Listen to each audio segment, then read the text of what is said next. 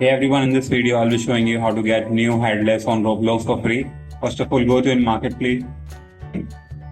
Now once in the marketplace, now you have to scroll down and click on recently created.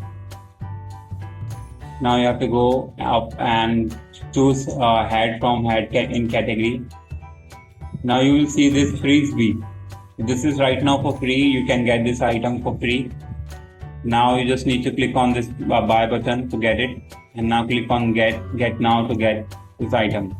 So I'll show you how it looks when you equip this in Avatar. So it gives you a complete headless look. So let's see.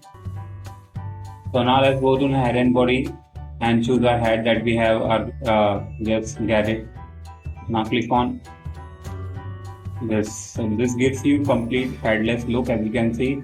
If you wear head or if you wear hair, it will give you complete headless look. Let me see what can I wear a hair. So this hair might work. As you can see, this gives you complete headless look, guys. As you can see.